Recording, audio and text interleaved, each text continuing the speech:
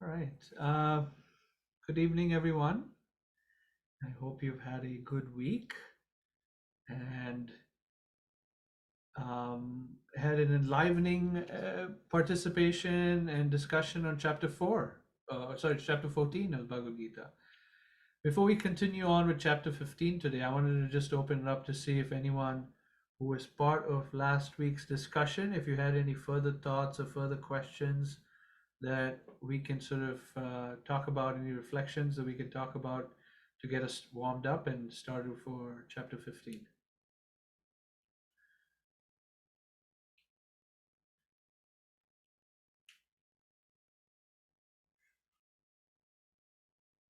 Right? If not, we'll move on. By the way, I see Keshav Madhva, welcome. Glad to see you. And Theodore, good to see you. Thanks for joining. Okay, so this is a summary study of chapter 15. It's also entitled Purushottam Yoga, or Yoga of the Supreme Person.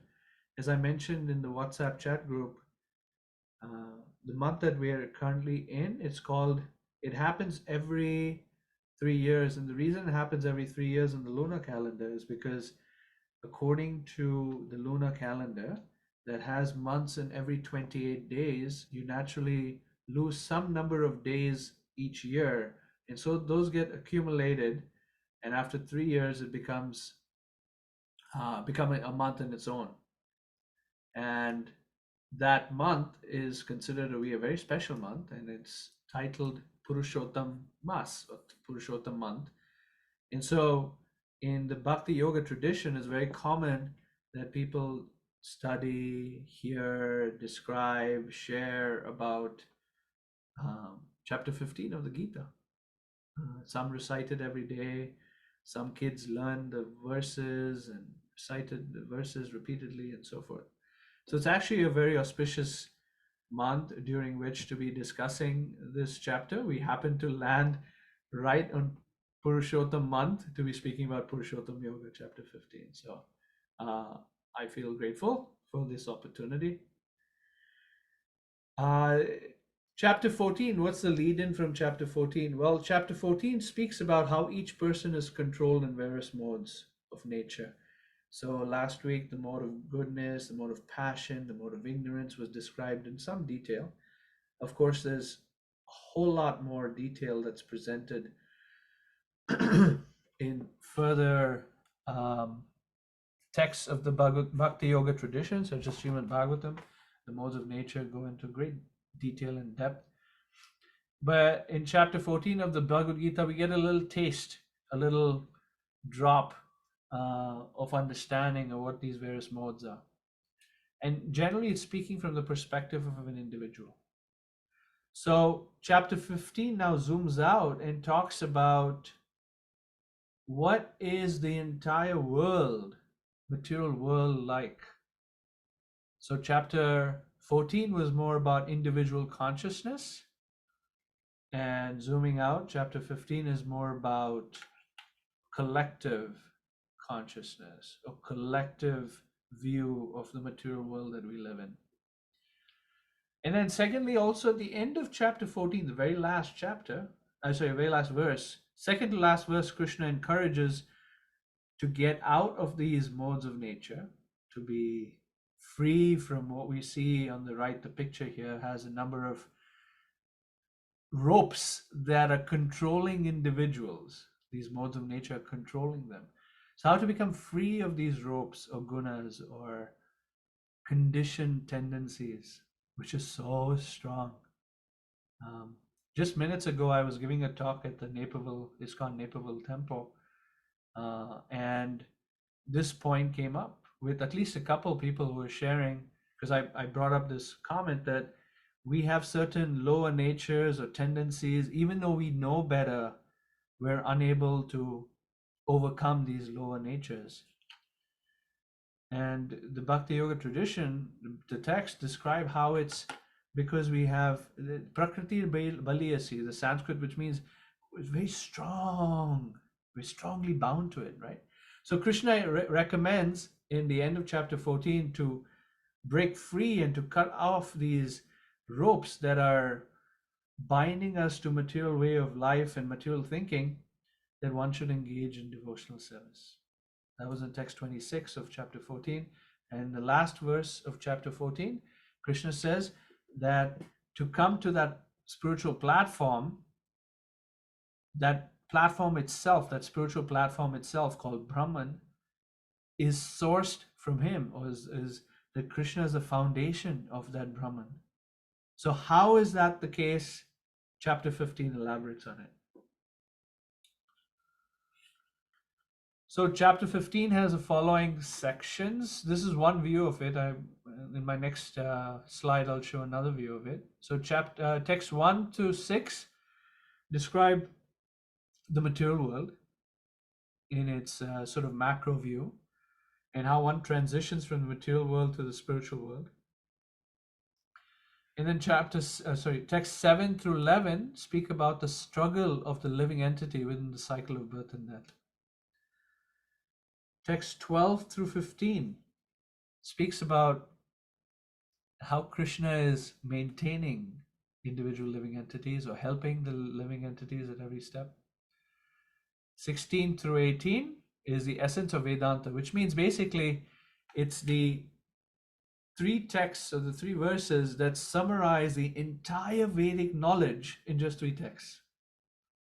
The Vedas are considered to be the most ancient books of knowledge by far. There are originally 10 raised to the power of 10 verses that comprise the Vedas. In other words, 10 billion verses, of which only a portion are actually available today, but 10 billion verses that make up the entirety of the Vedic library. Of those 10 billion verses, these three verses give the essence of the essence. So, powerful section. And then the last two verses, 19 and 20, speak about how one who knows God then knows everything, and one can achieve perfection through that process.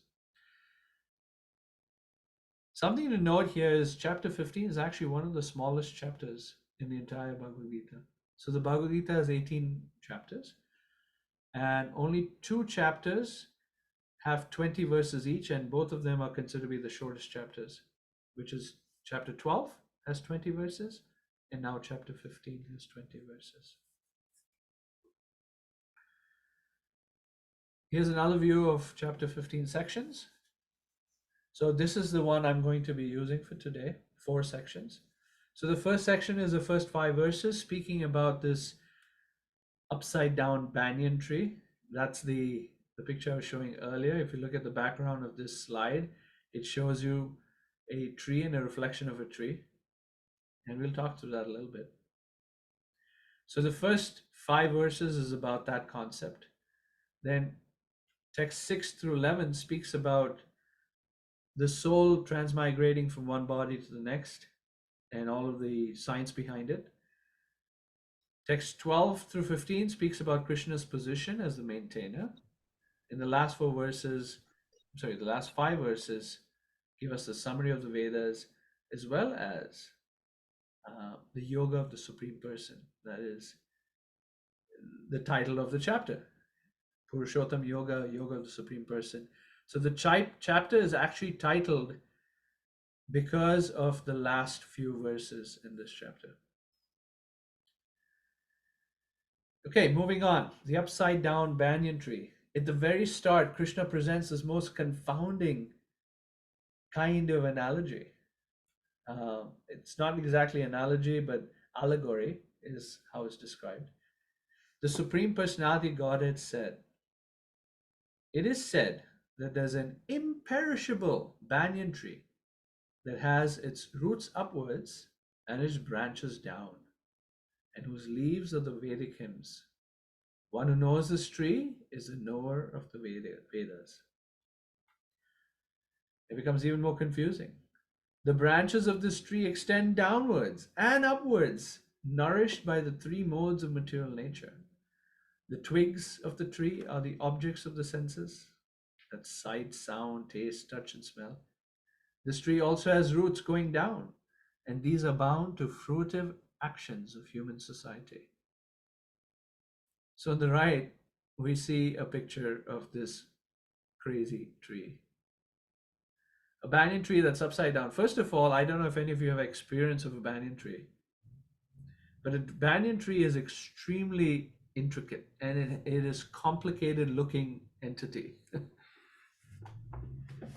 And the branches come off in a way that it'll then go back into the ground and create more roots. So in that sense, it's super complicated. They don't grow very tall as some other trees do, like oak trees or what have you. The banyan trees remain short, but they are super wide. Um, and some of them can extend for a significant amount of, like acres, in fact. So in itself, banyan trees are fairly complicated looking entities. Now you flip a banyan tree where the root, the uh, the roots of the banyan tree are facing up, and the branches are going down. But as we see here, Krishna is saying these while the roots are up, there are also roots that go down. So it's really complicated. I know many. I know of a few people anyway, friends of mine who were introduced to the Bhagavad Gita not through the Bhakti tradition, but through some other traditions. And this section of the Gita was just confusing to them. They just couldn't get it. But then when they read this version of the Gita, the Bhagavad Gita as it is, it all clicked. It all made complete sense. Because the banyan tree is representing the material world. And the way the great teachers explain Krishna's allegory is that the banyan tree is an upside down banyan tree, because where would you see an upside down tree anyway? You would see it on a bank of a river, let's say, where the reflection of a tree is being seen in the water. You'll see an upside down tree. So these great teachers describe that the upside down tree is just a reflection of the real tree. Similarly, the material world that we experience, which is this upside down banyan tree, is a reflection of the reality, which is the spiritual world. So the image on the right here is, in its humble attempt, trying to describe that very concept. The concept itself is a little, one has to have a philosophical mindset to pick that up. But the picture is trying to depict it in 2D image. On top shows the spiritual realm, and the spiritual realm has everything that the material realm has, only that it's right side up. it's not as miserable as we currently experience the material world. And then, what is the water upon which the reflection of the tree is seen? Our great teachers describe that water to be the desire, material desire that's in the mind. You could say selfishness. So when selflessness transforms into selfishness, one experiences this upside down tree. And when selfishness gets reformed to selflessness and love, then one experiences the real tree, the upright, real tree of spiritual life in the spiritual world. So that's kind of a summary of the understanding of this banyan tree, upside down banyan tree. A key point that Krishna comments about the banyan tree is it's imperishable. Imperishable meaning it never dies. And the world that we live in is one that it's cyclical, even though it continuously undergoes changes. But its existence, the material world's existence, is always there.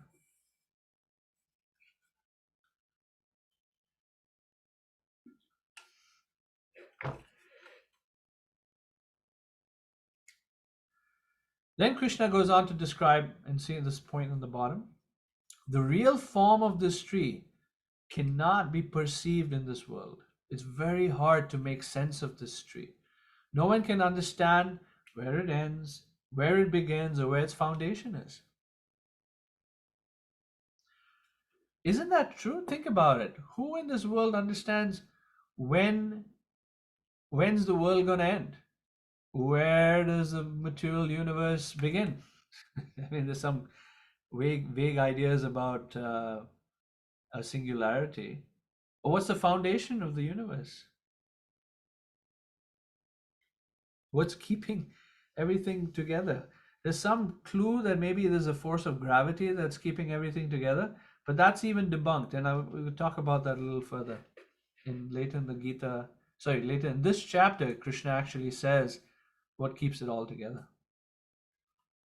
So, living in this material realm is very hard to understand why we're here, where we've come from, why people act the way they do, what's the foundation of everything, etc., etc. To make sense of it all, it'll take too long and perhaps impossible. So then what to do? By the way, here's a reflection of the real tree. So as I said, you would see a banyan tree reflected on water with the roots up and the branches down. And that represents the spiritual realm on top and the material realm below. And that which is like the reflecting surface is the desire to be the enjoyer, the selfish desire. So what does Krishna advise? What to do? With determination, one must cut down the strongly rooted tree with the weapon of detachment. Thereafter, one must seek that place from which, having gone, one never returns, and there surrender to that Supreme Personality Godhead from whom everything has begun and from whom everything has extended since time immemorial.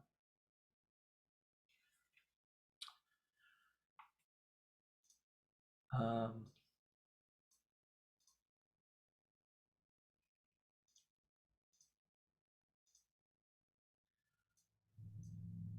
I'm trying to draw here. Okay. Determination, one must cut down with determination the strongly rooted tree. In Sanskrit, the phrase is suviruddha moolam. Moolam means root, and suviruddha means very strongly rooted tree. And what is that root, that strongly rootedness for any one individual? It's their false ego, it's their misidentification with the self. It's so easy to think ourselves to be the body. In fact, that's the default parameter. We always see ourselves as our body in our minds, when in reality, that's not who we are. So the strong rootedness is identifying the self with the body.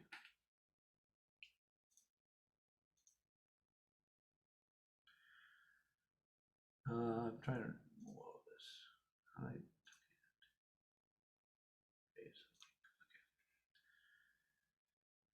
And Krishna recommends to be able to cut this tree when something is rooted so strongly, you have no other option but to cut it. You can't pull it from the root. I know how many of you do gardening, but I face this every once in a while. In fact, a few days ago, I have this big weed that I didn't realize was growing on the side of my house. It was just this really tall, spiky weed that had all kinds of thorns on it. And these weeds, somehow they design themselves so you can't touch them. The leaves even has these little spikes. It's not exactly thorns, but it makes it hard for you to get a hold of. And so I went right to the bottom, the root of the weed, and tried to pull it out. It was so hard because I had let it be for some time, and so it became a very strongly rooted weed. In such case, what I had no choice but to simply cut it. If I knew it was going to come back, I just got to watch it. And maybe when it comes back, before it becomes even stronger, I might be able to pull it. But when you have a very strongly rooted tree, there's absolutely no way you can pull it out, right? And so Krishna's recommendation is to cut it. in the sense that we have to turn our attention away from material consciousness. Just say no. It's just like, instead of trying to psychoanalyze what's the root of my material conditioning, how in the world did I get here, all those things, just cut it. Like, just get rid of it. Just ignore the fact that we attach to our bodies and so forth. Just focus more on the spiritual aspect. And to do so, we need some determination, and we need the weapon of detachment.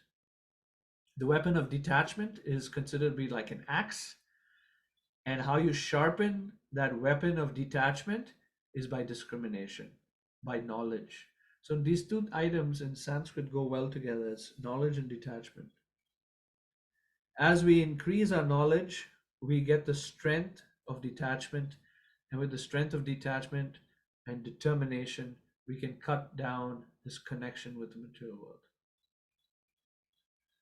And then what do? We don't just sit around. Then Krishna recommends one must seek that place from which, having gone, one never returns, and surrender to that personality of Godhead, who's the source of everything.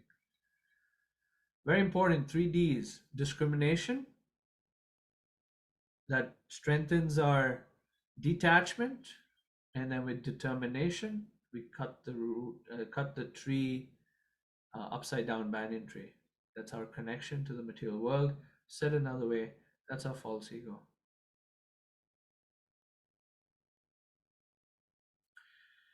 All right, how do we surrender? That's text 5 of this chapter. The first thing is to free ourselves of pride, or at least try to be a little humble. It's not easy to be humble, but at least we can acknowledge that I can make mistakes and I am not always perfect and I could have done things better. I was just having a conversation with a friend of mine earlier today, where they were having a tension with some other family. They were getting into a little bit of conflict. So before the conversation they had with that other party, I spent some time with this person and said, "Hey, the one thing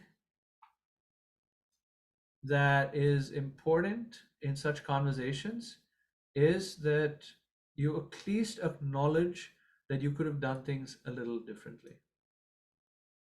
And then say what else you like. Just at least acknowledge you could have done things differently."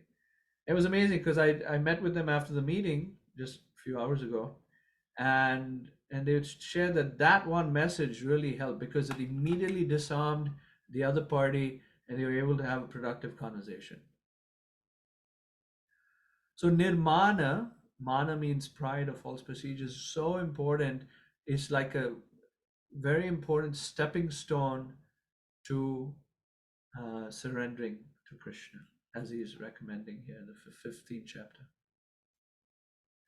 Those who follow bhakti yoga, this is a symptom of bhakti yoga, is that they start with some degree of humility.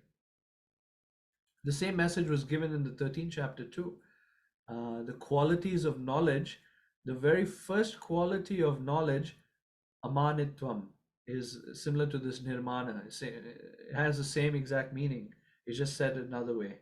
Nirmana and amanitvam. So a symptom of knowledge is one is humble. A symptom of knowledge is one recognizes that they're not perfect.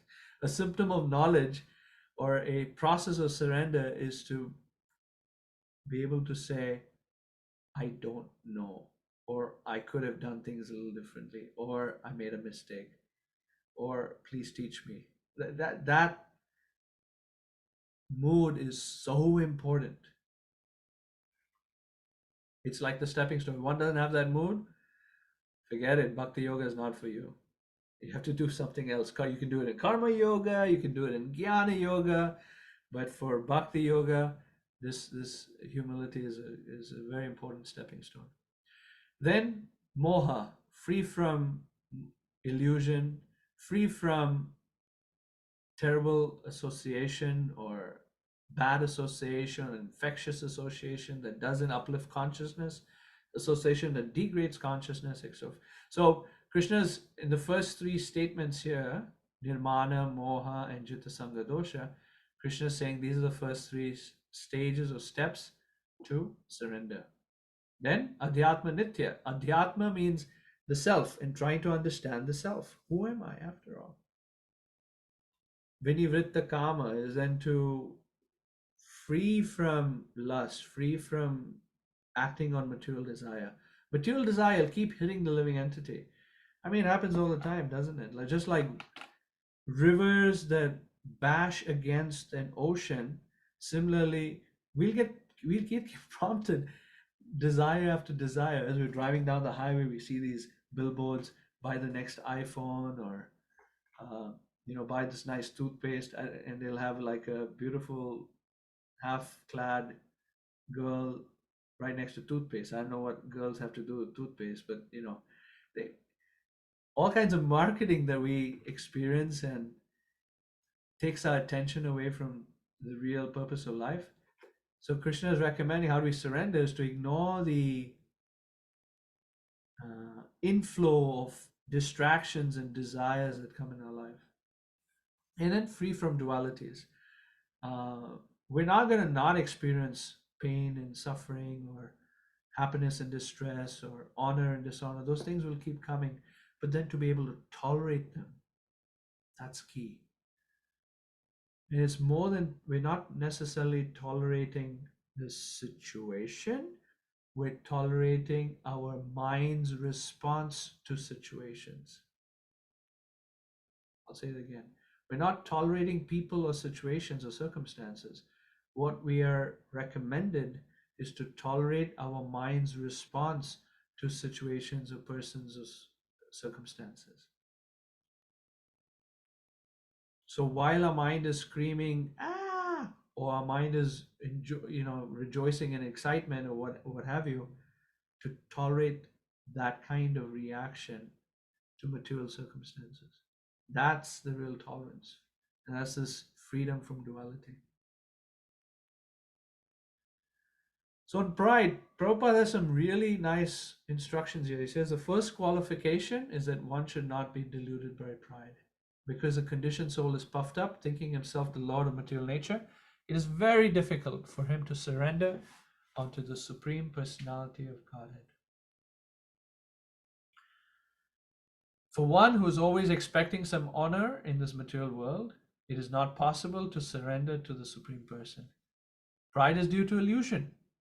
For, although one comes here, stays for a brief time, goes away, he has the foolish notion that he is the Lord of the world. He thus makes all things complicated, and he is always in trouble. This sounds like some presidents we know. The whole world moves under this impression. It's so fascinating that we get wrapped up in our in our temporary lives. It's so fascinating. Prabhupada would say, we let's say we don't like another country. I know in India this is huge. In India, to have these antagonistic feelings towards Pakistan or Pakistan towards India is so strong. Everyone pretty much has those kind of antagonistic feelings. But Prabhupada would say, what if in your next birth you were born as a Pakistani? Now what? You just spent the previous birth wasting your time with antagonism towards the very country that you're now born in. So Prabhupada said, pride is due to illusion, for although one comes here, stays for a brief time, and then goes away, he has a foolish notion that he's the Lord of the world. So that's section 1. I'll pause there to see if there are any comments or reflections. Prakash Prabhu, if you'd like to chime in, please feel free. If there's something in this first section that particularly you wanted to bring out or lift up. No, you covered it really nicely. Looking forward to hearing from others. Any reflections or thoughts?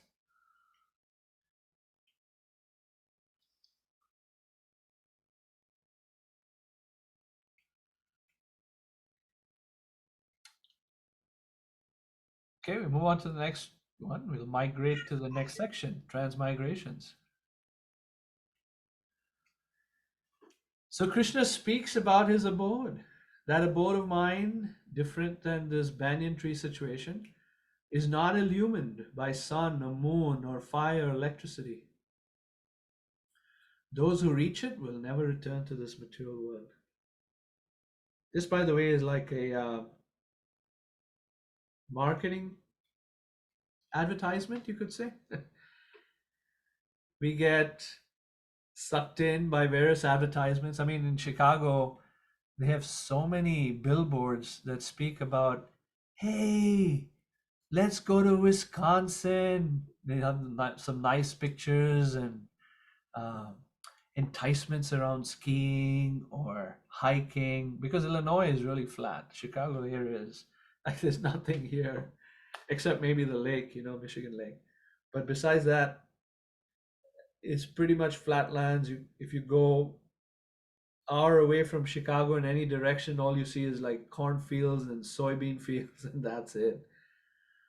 So the billboards in Chicago often have these advertisements for Michigan, pure Michigan, beautiful Michigan, or fun Wisconsin with skiing and hiking, and no doubt these places are attractive and picturesque and things like that. But here, what Krishna is saying in the 15th chapter is to invite us, to give us a little bit of taste and encouragement, inspiration to want to go to his abode, where we don't have to experience material life anymore. And you don't have to worry about blackouts, or in some cities.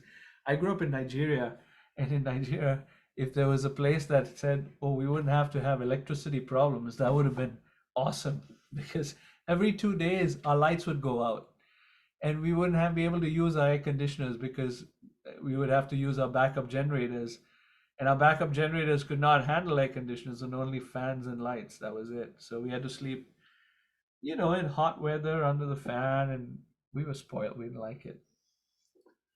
So Krishna as a bird doesn't have that problem. Here's Prabhupada, what he says. We should become captivated by this information. Oops. So he says, no, not imagination. Just like if somebody gives you information of America, that America is a very rich city. There's so many big, big bridges and road and motor cars. So naturally you become inclined. Why not see once America, how it is? So similarly, here is information about spiritual world. Why don't you try to go back home, back to Godhead? What is this foolishness? I like this. Why should you pay electric bill?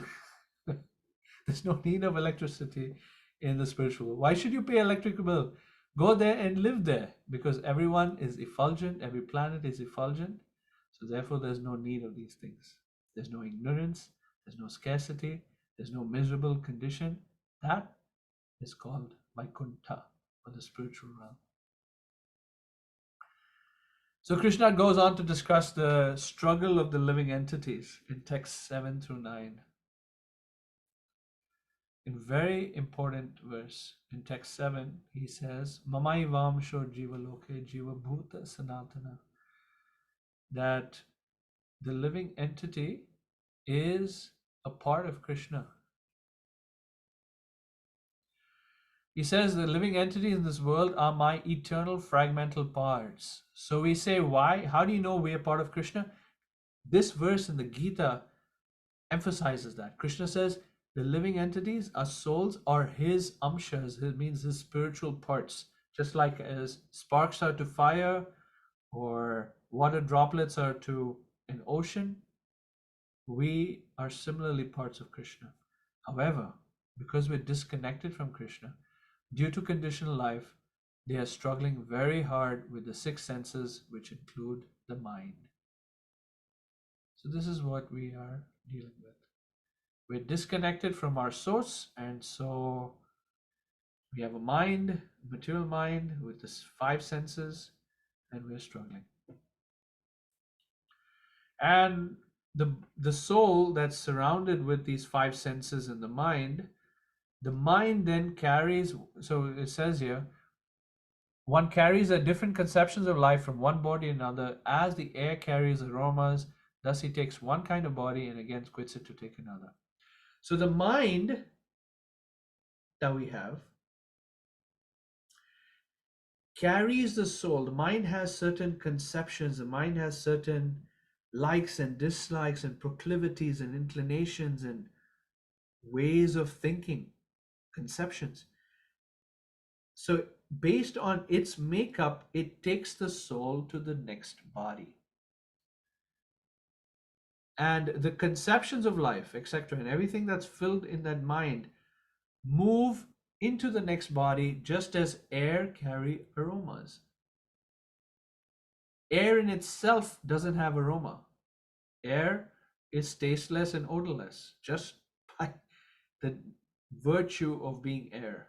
However, it has a capacity to carry either nice smelling aroma or dirty smells. Like when I take a walk near my home sometimes, and during the springtime, all these beautiful fragrance from flowers or trees that are quite distant from me, but I can get the fragrance. That's because the air is carrying that fragrance with it.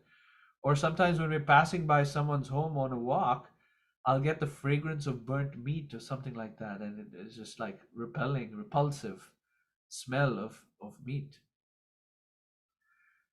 The air itself is pure, but it's carrying these aromas. Similarly, the soul itself is pure, but the mind is carrying the aromas of conceptions.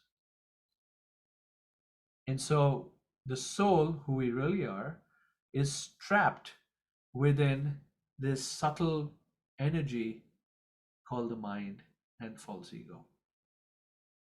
And that's the struggle of the living entity. So Krishna goes on to say he obtains a certain type of ear, eye, tongue, nose, and sense of touch, which are grouped about the mind. Here's another analogy. Just as you have pure water, a pure water is the pure water is compared to our original consciousness, the super soul, so the pure consciousness, the spirit soul. Consciousness is changed according to material qualities. Just as water mixed with different colors, you get different colored water.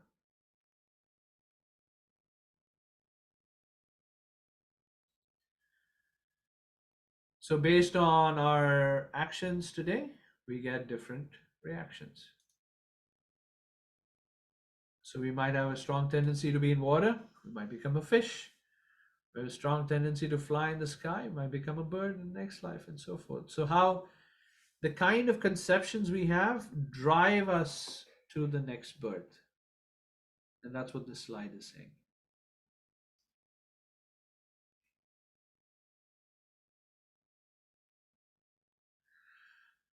This transmigration of the soul from one body to the next, being driven by the conceptions in the mind, this mechanism or this science is not necessarily well understood.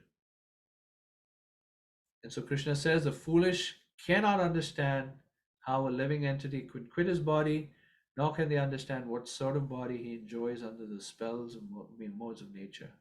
The one whose eyes are trained in knowledge can see all this. So on the left side, we see a man who sees birth and death and understands that it's a soul is just passing from one body to the next. So they don't get bewildered uh, and confused and wallow in lamentation for the rest of their lives. They see what is what. And on the right, we see this is Dhritarashtra and Sanjay speaking to him. This is the very beginning of the Bhagavad Gita, where he's listening to all of these messages. But even so, he's listening to these messages because he's attached and he doesn't hear very well. He doesn't get it. He just doesn't get all these messages. It doesn't sit well with him. So, of course, later in his life, he does transform. But during this time, the Bhagavad Gita is spoken. Even though he's listening to it, he doesn't. It doesn't transform him. For some, it works, and for some, it doesn't. And it is dependent on one's receptivity. How much is our antenna tuned in to realizing real knowledge? That's the important part. All right, that's section 2 on transmigrations. Any comments or thoughts on that?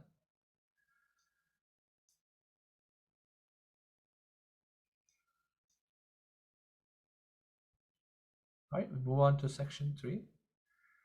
Krishna's position as a maintainer. So Arjuna could ask, don't you help them in this struggle, Krishna? And then Krishna says, of course I do, Arjuna. I maintain them at all different levels. So in text 12, he talks about, Krishna says, I'm actually the source of the light, of sun and moon and fire. And we all probably know that we're sustained upon the light of the sun. The heat of the sun is what brings everything to life in this world. And so we're actually quite dependent on the light of the sun, super dependent. Krishna also expresses that he enters into the planets and he maintains the planets. In fact, they remain in orbit because of Krishna's presence. I'm going to elaborate on that a little bit more. And he also says how the light of the moon that supplies the juice of the vegetables, that's provided by Krishna. And text 14, on the individual level, Krishna says that he's the fire of digestion within our bodies. Like, we don't know how our stomach is digesting food, but there's a specific kind of fire that works within the stomach.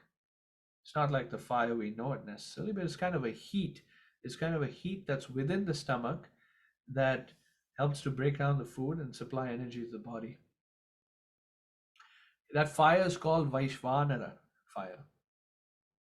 And from a more spiritual level and less physical level, Krishna supports us and maintains us or helps us through our struggle by being situated in the heart and giving us guidance and prompts and always present with us as a dear friend. So what's supporting the universe?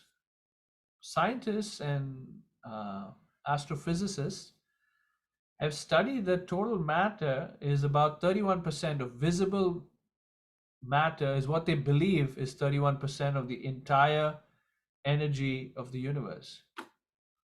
There's 60 or 70, close to 70% of the universe, they don't know, they're just calling it dark energy.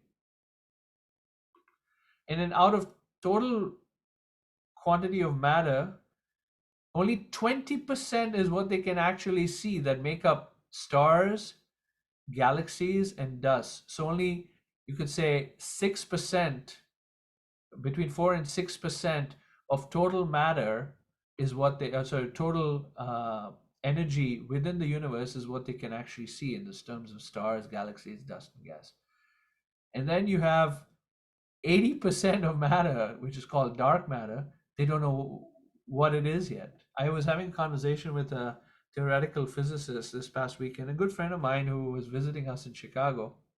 He's a professor at Washington University and he runs the particle accelerator there and also came here to visit Fermilab here in Naperville. So we had a long conversation. I was trying to understand more about the subject because he is a professor and a researcher in dark matter. He's trying to figure out if he can come up with dark matter. It's right now a theory. So these two concepts, dark matter and dark energy, are both theories, and they're working in different ways. Dark matter is matter that somehow is keeping galaxies together. They don't understand how galaxy actually kept together because according to gravitational laws, the outer edges of the galaxy should really fall off, but they find that gravitational pull at these outer edges are pretty strong. So their only conclusion is dark matter is keeping the galaxies together. Another phenomenon happening in the universe is the galaxies within the universe are expanding. They're moving away from each other. And they don't understand that. How is it that galaxies are moving away from each other? What's the force that making them go away from each other? And that also has another name called dark energy. So if you look at the math, only about 4 to 6% of the universe is understood to some degree. There's 95 to 96% of the universe that's not understood. What is supporting the universe? According to Krishna in the 15th chapter, it's him. He supports the universe to allow for planets to rotate properly. That's what he said. So this is our assertion. So a key verse is text 15, where Krishna says that I'm seated in everyone's heart, and from me comes knowledge, remembrance, and forgetfulness. And by all the Vedas, I am to be known. That Krishna, the Supreme Personality of Godhead, is to be found in the transcendental texts of ancient India. And he says, indeed, I'm the compiler of the Vedanta, and I'm the knower of the Vedas. So this, without any uncertain terms, Krishna's directing the consciousness of the reader of the Bhagavad Gita towards himself to realize him, Krishna, within the heart of each one of us.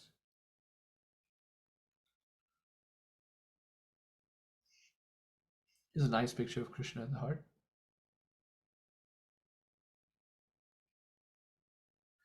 All right, so moving on to the last part of chapter 15.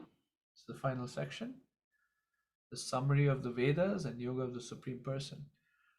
So the essence of all knowledge, Krishna says, is Dvamimao Purusho Loke Ksharascha Kshara Evacha. So in text 16, he says there's two kinds of living entities. Those who are fallible and those who are infallible. Those who are fallible refer to those who are consumed by material consciousness, meaning those who are here in the material realm, not experiencing the best joys of life. And then those who are infallible, meaning those who are residing in the spiritual realm and engaged in very loving exchanges with Krishna and Krishna's devotees in the spiritual realm. So there's two kinds of living entities that's discussed in text 16. In text 17, Krishna expresses that he is the super soul within the heart of everyone. Again, he focuses on that point. And then in text 18, so he says, besides these two, that's the fallible and infallible, the greatest living personality, the Supreme Soul, the imperishable Lord himself, who has entered the three worlds and is maintaining them. So that's a super soul aspect of Krishna. But even higher than that aspect, the super soul aspect, is text 18, which says the Supreme Person is highest of all. This is the verse in text 18. As you see in the last word here, Purushottama, this is where the name of the chapter comes, Purushottama Yoga, Yoga of the Supreme Person. Purusha means person, and Uttama means the highest or superlative. So Purushottama is a superlative person. Not the kind of person we experience in this world, who's limited, temporary, gently miserable. Purushottama is a supreme entity who's a person and from whom everything has come. So Krishna says, because I am transcendental, beyond both the fallible and infallible, and because I'm the greatest, I'm celebrated both in this world and in the Vedas as that supreme person, Purushottama. It's not that Krishna is being like self-congratulatory or super proud or anything that he's the greatest. It's just fact. It's just ontologically the case. he is who he is.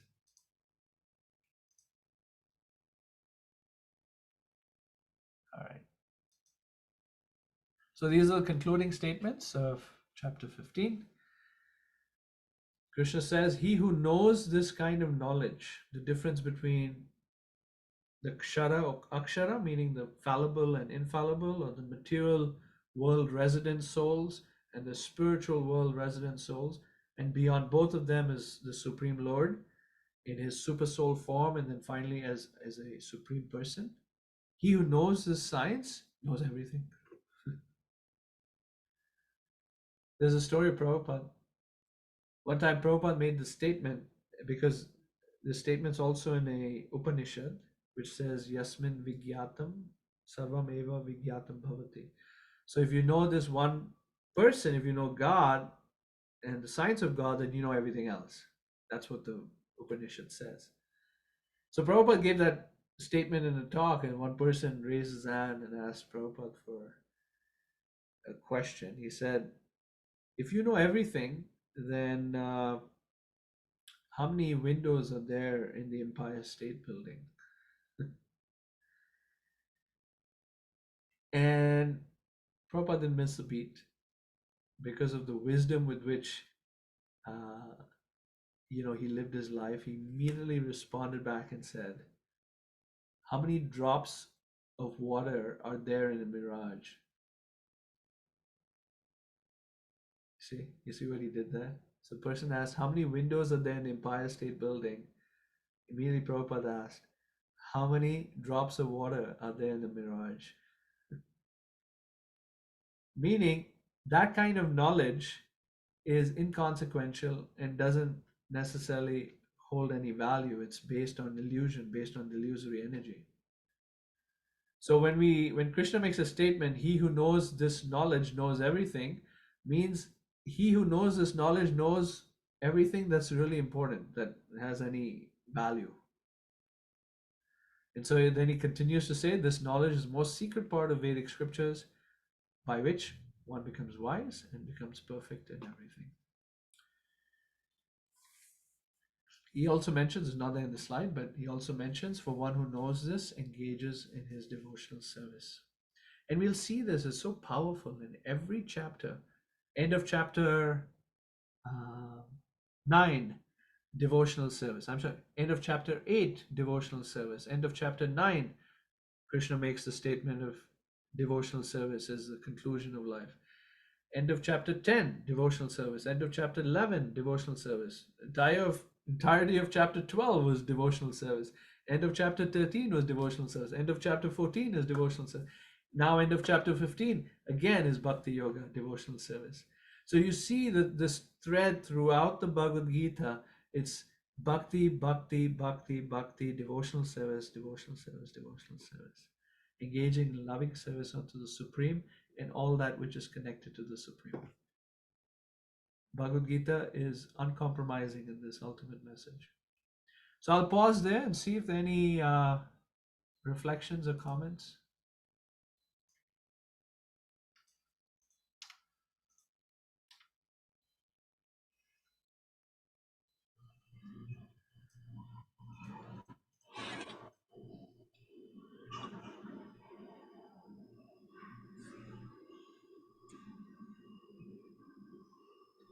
What is something you're taking with you? Is there anything you're taking with you?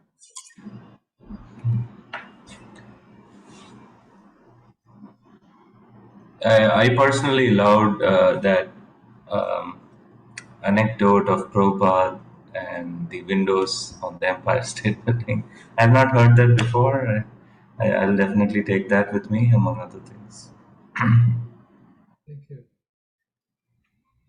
Nilesh, would you like to share a takeaway?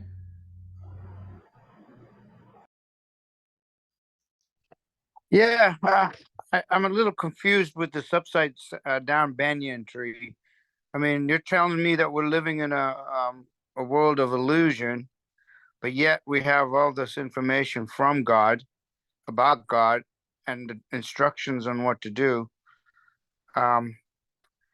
It's going to take a little bit of more spiritual knowledge to kind of come to conclusion as to where I'm going to gain more insight into it, because I've always lived a materialistic life, and here you are telling me totally different, and I'm learning different. So it's a big paradigm shift for me. Hmm. Yeah, no, I can empathize with that. It is a paradigm shift, and I think it's a journey that we all go through, and it challenges us, doesn't it? I mean, it challenges us, maybe in a good way too. Well, absolutely. I mean, I think all these things happen in your life when they need to happen. And I'm not with you guys for no reason, obviously. And the information that you're feeding me and the way you are treating me and the way I've developed a new family is for a reason. And I really appreciate all that. Thanks for sharing that. That's beautiful. I'm Yeah. looking forward to seeing you, Nilesh, in a week and a half. Yeah, no, I always look forward to you guys' company. It's always good. You know, it's a dose of fun and like tranquility, and you know, your mind actually gets relaxed, and you do nice japa, and you hang around with good friends and eat the best fruit. I mean, how much more could you want in life? If you can do that every day, I think you would find the reflection in the water be true. Yeah, I'm with you on the food part for sure. Well, I'm on the people part too. All of that is good. And we got to thank Prakash for coming up with this idea. I mean, that was really um, genius. Yeah, for sure. Theodore, would you have a takeaway you'd like to share with us?